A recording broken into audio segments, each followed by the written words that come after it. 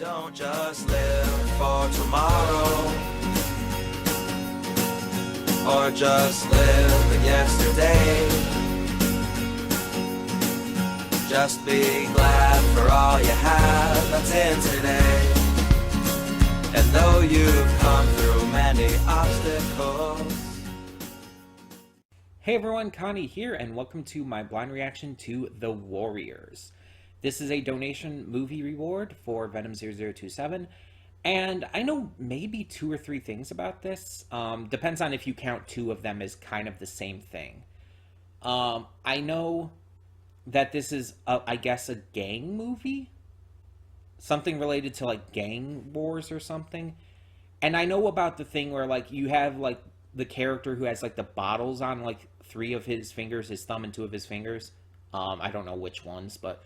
and he's clinking them together and saying, "Warriors, come out and play, yay!" Because it's been memed and it's been featured in other things, parodied in other things. I don't know if I've ever actually seen the original clip from that though. Because again, I've seen like parodies of it and stuff. I think I've even seen someone do it in real life at a convention. But I know it's from this movie, but that's pretty much all I know about it.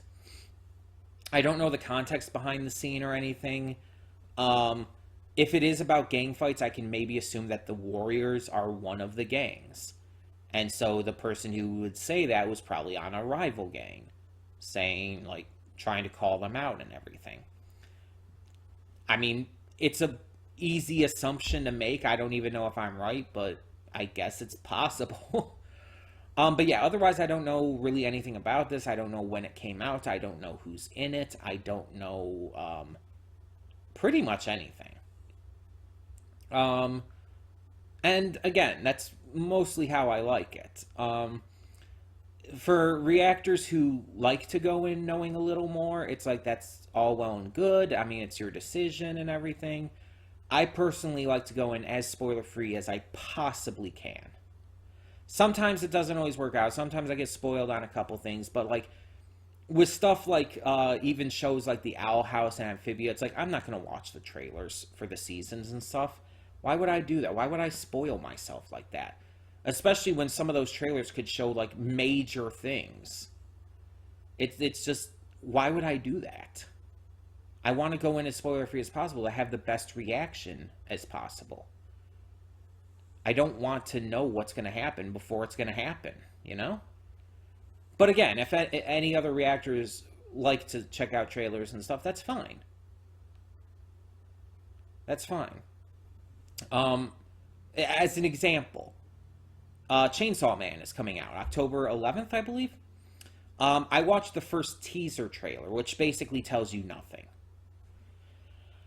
But I have not seen any trailers past that, because those could start to tell more about the story and start to show more character stuff and more, you know, dialogue and everything. I don't even know if there was much dialogue in the teaser.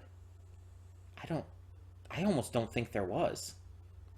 But, yeah, it's like, that's why I haven't been watching those trailers, because I want to go into Chainsaw Man as blind as possible. I don't want to be spoiled on it. I don't want to know anything about the story and characters, because I don't know anything about it right now. All I know is it's extremely popular. I know 2 of the character designs. The Chainsaw Man himself, I guess, and this red-headed girl who kind of looks like Kobayashi from Dragon Maid. That's pretty much it. That's pretty much the extent of my knowledge on Chainsaw Man. And I want it to stay that way, because I want to go into the anime not knowing what's going to happen and not knowing what the story's about or anything. So, yeah, that excites me. That makes me excited for the series. And I may not be as excited as some people, but I think a lot of people are excited because they know the manga. I don't. And honestly, if I knew the manga, though, that would also probably make me less excited, because I already know what's going to happen, to be fair. Again, that's just a me thing, though. Anywho, you get the idea. The point is, going into this movie, going into The Warriors as blind as possible, is a pretty good thing. I kind of wish I didn't know the entire bottle clinking thing, but again, that's actually pretty well known, I feel. And so it's like, I would be surprised if I didn't know about that. I'd be surprised if anyone didn't know about that, at least to some small degree. Because that's again, I've seen it parodied multiple times. I've seen memes about it and everything. So it's like, I'd be really surprised to find someone who didn't at least have, who hasn't at least heard that before. But yeah, I don't know what to expect going into this, so we're just gonna get this started and hope for the best. This movie's actually a little shorter than I thought it was gonna be too. I had been actually putting this one off for a little bit because I thought it was gonna be more like 2.5 hours, and I wanted to wait for a time when I was really gonna be ready for that. But no, it's only 1.5 hours, and it's like, oh, okay. So we're getting to it now. Anywho, let's just get this started. So when the screen fades to black, pause this redirect and go to the description below. Follow the link to the reaction, and after you watch it, come back here to the redirect and resume play.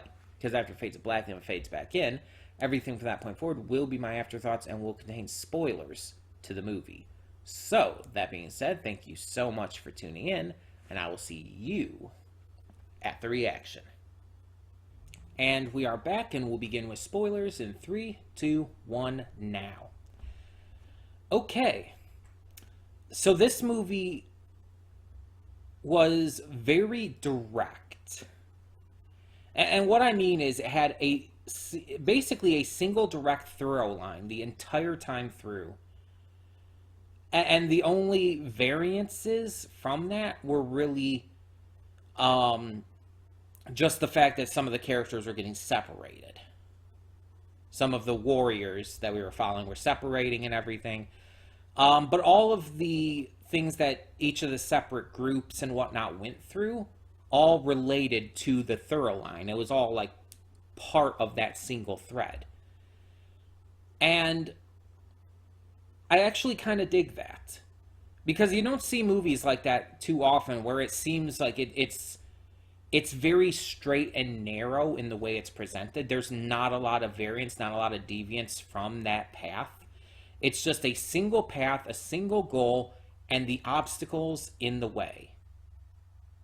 And that's all this is. We have the warriors trying to get home to Coney Island after the murder of gang leader Cyrus, who was trying to unite all the gangs against the police and the leaders of the city and everything. They're just trying to get home, and they're being stopped along the way by all these different rival gangs because they are being blamed for Cyrus's murder. It is that single straight path. That's all the movie is, and that's all it needs to be, because it does it well. It does it really well. It gives us all these different gangs to follow, who have their different styles, their different looks. Some of them are more intimidating than the others. Obviously, the least intimidating ones were the orphans, because let's be honest, they were pussies. And the baseball Furies, or whatever they were called, because they were lame as fuck. Like, let's be honest, super lame. Like, oh my god. I could not take them seriously at all. They were so not intimidating. But yeah, we get to see all these different gangs and all. I actually like the roller skating gang with the overalls and all. Even though I kind of made fun of their look and everything a little bit. There were even those two who had the red and green shirts underneath, and they kind of looked like Mario and Luigi because of it. And it's like, that's really funny to me. But at the same time, it's like, I was actually enjoying them. And obviously, the gang at the end, which I think was Cyrus's gang, and the guy with the glasses was the new leader after Cyrus's death. He took over and everything. Yeah, they were the most intimidating. And they barely had anything to do in this movie. They were mostly like pulling the strings behind the shadows. But that kind of made them the most intimidating. Not to mention the new leader, I don't know his name, but he was actually the single most intimidating character in the movie by far. He just had this presence to him. Every time he spoke, every time someone relayed information to him, he just seemed like he was going to snap at any point and start killing people. And it just had this just really, really intimidating presence there. Um, the concept of the movie is good. A gang being blamed for the murder of another gang leader and everyone else out to get them. It's, again, very simple, very straight and narrow, but it's what it needs to be. And obviously, I have to talk about the part at the end because it's such a famous scene in pop culture. When people think about this movie, that is what they think about first. Clanging the bottles together on the fingers and saying, "Warriors, come out to play." I misquoted it in the pre-thoughts. I said, "Come out and play," but yeah, it's so famous. Again, I've seen it parodied. I've seen just memes about it. It's a famous pop cultural line in film. And yet it was such a tiny little part. It was just this rat asshole who was the one who blamed them in the first place and, got, even though he was the one who actually killed Cyrus, he was the one who got all of this started just for the shits and giggles of it. He didn't even have a reason. He just like causing chaos. He's just an asshole. But it's just him. I don't know if he was trying to be intimidating there, but it was more funny than anything. It's like, what are you doing? Do you think that's scary? Do you think that's intimidating? That's almost as silly as the baseball furies. Like, that's so lame, but it's entertaining, and I can see why it's such a pop cultural line, why it's such a big deal. It's funny, it's entertaining, it's interesting. Um, but the movie as a whole, I would honestly kind of say meh towards. Like, as a whole, it's like there's not really much of any characters I vibed with that much. I guess the closest would be Mercy. And yeah, I know, kind of just easy to go with the girl character to be vibing with the most for me and everything. But honestly, I think she had the most personality of any of them. If I'm being honest, most of the other characters were just very boring to me. Like the leader, I guess, of the Warriors. I don't know his name. The one who was with Mercy at the end, I guess, kind of got together with her, maybe, possibly. It was never really confirmed. But he is so fucking bland. Like, he is so one note. He has absolutely no emotion to his performance. And that might be the point, but it's so bland to watch. A couple of the other characters, like the actors were clearly trying to insert emotion and depth and personality into them, but they just really didn't stand out. Like the ones who all went to the girls gang and everything and were like gonna be like sexing them up and shit. It's like, aside from the one guy who was suspicious of everything the entire time, the other two, it's like, really just didn't stand out as being any different from each other to me. They basically had the same personality quirks and the same interests, and they were just not even that interesting. The one guy who got arrested was kind of a contrarian towards some of the others, especially the leader. He was even saying, like, "Why are you the leader?" and everything. And it's just like, meh. And again, none of the other rival gangs or characters really did anything for me. The only other characters who really had much going for them was the bad guy, the one who actually killed Cyrus. I don't know his name. The rat bastard dude. he had personality. That actor did a great job injecting personality. He's like one of the only ones who did. And the other one, obviously, being the leader of the group that Cyrus was the leader of before, the one with the glasses and all. Those are the three characters, counting Mercy in there as well, who really stood out. None of the others stood out to me, and that's I feel is the movie's biggest weakness. There's so many characters in here, but even the main characters of the Warriors were just kind of bland for the most part. They just really didn't do anything for me in terms of depth and characterization. Um, and again, with the story being so straight and narrow, as I said, it did what it needed to do, and in a way, that's a good thing. But also, it's also very easy to see where it's going. It was obvious that the ending was going to close out with them taking on the guy who really did it. And it was obvious that everyone was going to find out who really did it by the end. There were maybe a couple surprises in between, but again, even the formula of them just going along, trying to get to Coney Island, and along the way they keep facing all these different rival gangs, have a couple run-ins with the cops. It's formulaic as hell. And again, there's not much variance to it. And as I said, in some ways that's a very good thing. It knew what it was trying to do, and it succeeded in that very well. But because of that, it really didn't surprise me at all either. Nothing about the film was really just super shocking or interesting in that regard. It stayed to its formula, and that's it. So that kind of works as both a positive and a negative towards it. Also, they never found out that one of their members died. They just never found out. Like, they found out that the other one went to prison, but they never found out that one died. All they know is that he was scuffling with a cop. That's it. And I think only one of them was even told that. I think it was only the leader, because I think Mercy told him that. Yeah.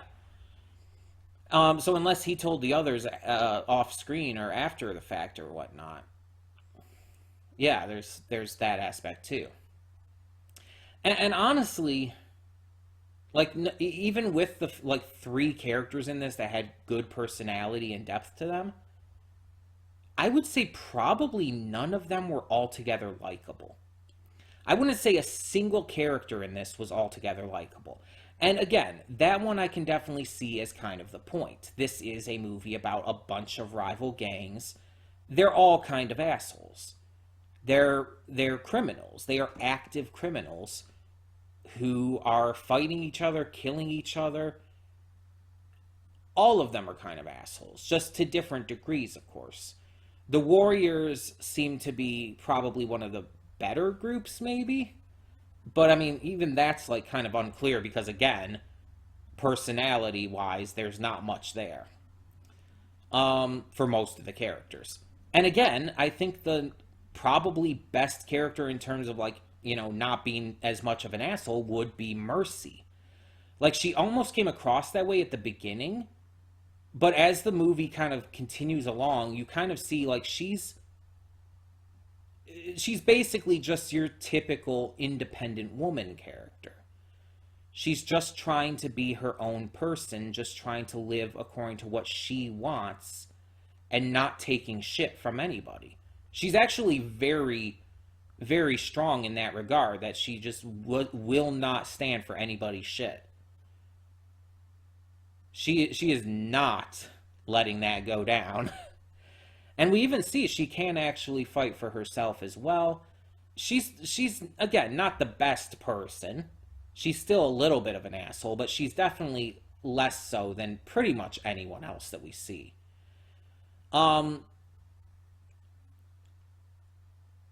Pretty much everyone else except maybe Cyrus, but we don't see enough of him to really count. And honestly, he's putting on a what you would basically say is a performance right there, because he's trying to, speak to all the gangs and hype them up and everything.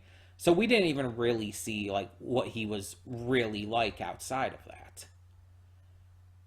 So it's pretty impossible to properly say with him. Um, but yeah, again, just as an enjoyability factor, the movie was just kind of meh, just kind of okay. Nothing bad. Like, I would not say there's anything outright bad in this film, but nothing really stands out as being that great either. It's just kind of okay. In terms of entertainment factor, it's not a film I think I would probably watch again, honestly. I just don't see the appeal in doing so. I have no problem with having seen it, with having watched it once, but it's not one of those movies that's entertaining enough to be able to hold my attention again. Especially with, as like I said, it is so straight and narrow in its story that there's not going to be any surprises even on another rewatch, I feel. So I just would not see the point in watching it again. But that might just be me and everything, and maybe I did miss something. It's very possible, especially because with reactions, that does tend to happen sometimes. It's just part of being a reactor. Sometimes you miss something. It happens. But yeah, it's just like this was a okay movie. Nothing special, nothing wonderful, but okay. It's something that I don't mind having seen, probably would never see again. I don't see the real appeal in doing so. But I have no issue with it. Again, there's nothing really I can say that was bad about it at all. And there's quite a lot that I do praise it for. But I would like to hear your thoughts. So tell me in the comments below, what do you think of The Warriors? And for now, I'm Connie and I'm signing off. See y'all next time.